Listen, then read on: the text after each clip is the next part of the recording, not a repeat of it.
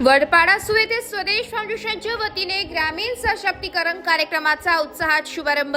वडगाव सुगाव विकास समिती तसेच भदर ग्रामपंचायत यांच्या संयुक्त विद्यमाने वडपाडा सु येथे स्वदेश फाउंडेशन तर्फे आयोजित ग्रामीण सशक्तीकरण कार्यक्रमाचा शुभारंभ मोठ्या उत्साहात पार पडला। या कार्यक्रमाच्या पहिल्या दिवशी वीर आद्य क्रांतिकारक बिरसा मुंडा यांच्या प्रतिमेला पूजन करून उद्घाटन करण्यात आलं।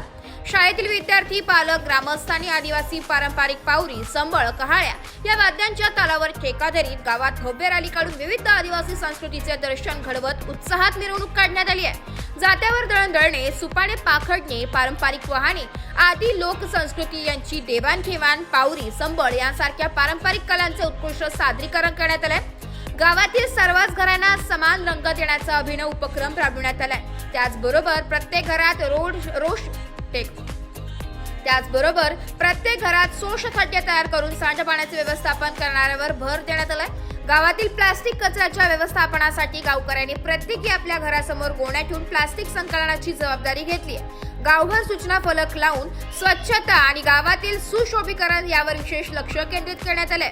विविध नवनवीन कल्पनांमधून हा कार्यक्रम एक अनोखा उपक्रम ठरलाय। पावरीच्या ठेकावर महिला, तरुण, तरुणी, ज्येष्ठ नागरिक यांनी भाग घेतलाय। ग्रामस्थ परशुराम गावित, पंढरीनाथ चौधरी, किसन भोये, पांडुरंग देशमुख, चंदर पवार, मुरलीधर हाडस, हरी गावित, बळवंत गावित, विठ्ठल भोये, चंदर खांडवी, किरण खांडवी, शिवराम गवळी, मोहन गावित, भवान थवी, रामदास गांगोडे, कमलाकर गांगोडे, चंद्रकांत गांगोडे, दौलत चौधरी, यशवंत गावित, गोपाळ पवार, हरिश्चंद्र गवळी, प्रभू गावित, देवराम गावित, तरुण मित्र मंडळ व महिला वर्ग तसेच व्यवस्थापक दीपक गिरी, सहव्यवस्थापक विकास वारघडे, व्यवस्थापक दीपक मोरे, सदैव पाटीदार, सरव्यवस्थापक अमय वडे, समन्वयक सत्यवान काळे, मयूर गायकवाड, अशोक गोपाळ, अमित कुलकर्णी, तुषार आमरे, सर्व सदस्य ग्रामस्थ मोठ्या संख्येने उपस्थित होते। या गाव विकासासाठी वडपाडा सुविकास समितीच्या सदस्यांचे, ज्येष्ठ मंडळी, पंचायतचे व सुरगाणा टीमचे विशेष सहकार्य लाभले। गावाच्या विकासासाठी स्वदेश फाउंडेशनचे विचार चांगले असून त्यात स्वच्छ गाव, सुंदर गाव, स्वास्थ्य गाव, साक्षर गाव आणि समृद्ध गाव हा मुख्य पुढील उद्देश आहे। स्वदेश फाउंडेशन आमचे स्वप्नातील गाव करण्यासाठी गाव विकास समिती कायम तत्पर राहील व सर्व ग्रामस्थ यांची नेहमीच सहकार्य लाभेल असे ग्रामस्थांच्या वतीने सांगण्यात आले।